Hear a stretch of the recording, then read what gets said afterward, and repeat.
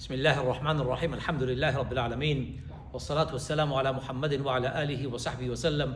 My brothers and sisters, day 12, Juzz 12. We're going to be talking about Sayyidina Yusuf alayhi salatu wasalam's life from Surah Yusuf, one of the most significant surahs of the Quran. Let me give you a bit of a background to this surah.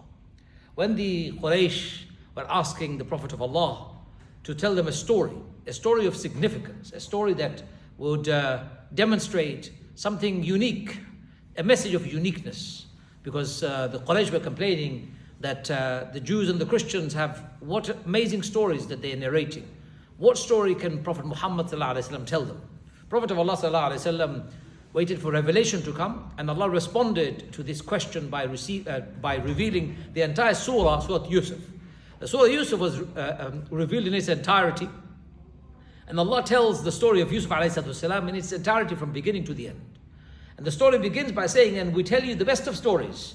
For why? So that you can reflect on it and learn and gain insight, knowledge, inspiration, and learn things that you can implement in your life. My dear brothers and sisters, story of Yusuf is a story containing a whole life's drama from beginning to the end. He began, he ended.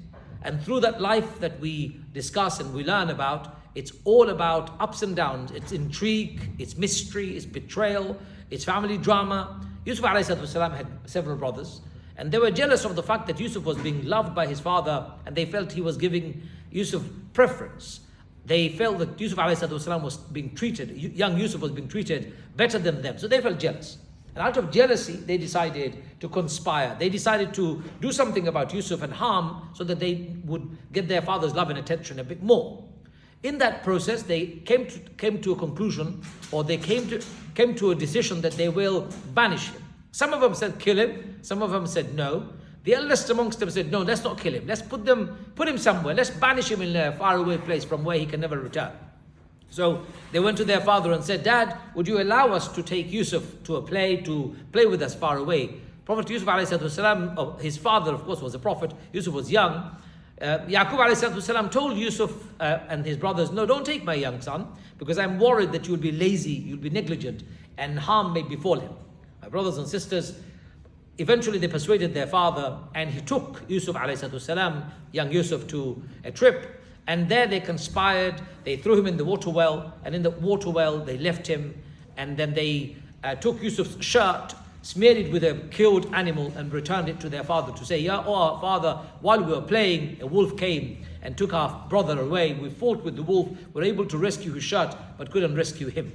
Yusuf salam's father, Yaqub did not believe them in totality, but he said, I will have patience and I will wait for Allah to decide on this matter.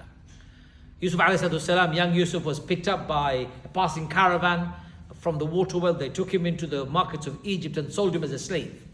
He lived as a slave in the house of the prime minister or the royalty of Egypt. And he grew up in that house until he became of mature age, when the royalty of the prime minister's house, or Al-Aziz they called him, Al-Aziz's wife, fancied Yusuf and made an advance on him. Yusuf ran away, asking Allah to protect him, telling the lady to keep away and stay safe. And she made accusations on him when her husband caught him and her red-handed, and Yusuf was thrown in the depth of a prison cell where he stayed for a long time. But in prison, he became well known for being a wise man of principle, man of knowledge, man of great insight. A few people saw a dream and they came to Yusuf for interpretation. One of those dreams was a person who would be serving the king. And Yusuf interpreted and said, you will be serving the king when you're released, and he was. And Yusuf said, when you go to the king's house, don't forget to mention me. The man forgot. Many years later, the king saw a dream and he wanted the interpretation. And this particular person who was now serving the king, who was in the prison with Yusuf, remembered that conversation. So he told the king, I know a man who is wise, but he's in the prison. He interpreted the dream that I had, and that dream came true. So the king sent for Yusuf to be brought out. And when Yusuf was asked to come out, he said, I'm not going to come out until I'm exonerated. Yusuf was exonerated when the ladies who made the accusation against him came and testified, saying Yusuf is innocent. And Al-Aziz's wife said, I'm the one who's guilty. I tried to seduce him. When Yusuf was exonerated and his dream interpretation was heard by the king was very impressed and said, what would you like? He said, let me be in charge of the finance of your country. Yusuf ﷺ became finance minister, and he managed the affair during a very tough period of famine. Yusuf ﷺ managed it very well, and he managed to store and save enough food from the time of the extremely amazing crop, bumper crop that they had. And during that time, his brothers who were living in a faraway land in Palestine, they came for some assistance, and Yusuf ﷺ recognized them. And the story goes that he somehow managed to keep one of his brothers, his own brother, behind. And when they went back and they told Yaqub ﷺ of the story, Yaqub ﷺ was further grieved by the fact that his son Yusuf was lost again by the same bunch of brothers, and now they've lost his younger brother. To cut a long story short, his brother was kept. Yusuf ﷺ sent his shirt back to the father. The father said from his house that I can smell Yusuf somewhere in the air. Subhanallah, Yusuf ﷺ's father came, his family came, his brothers came, and Yusuf forgave the brothers for their crime. He made dua and he said to his father, oh my father, remember the dream I told you about? That's the realization of that dream. So my brothers and sisters, what do we learn from this story? What we learn from this story is about tests and trials in life. We learn about ups and downs in family. We learn about the drama, jealousy, and the impact of jealousy and how it can destroy, how it can wreck a family. And also we learn how Allah exonerates His beloved, how Allah exonerates people who stay principled, who stay patient, who endure through difficulty. Even if it's a long game, many years later, Yusuf ﷺ was freed. Many years later, he became a minister of finance in Egypt. It can take a long time for a change to take place, but you need to remain principled. You need to remain patient. You need to have faith in Allah. You should never compromise on your principle like Yusuf never did. When he was being seduced by a woman, he said, no, I fear Allah, you should fear Allah too.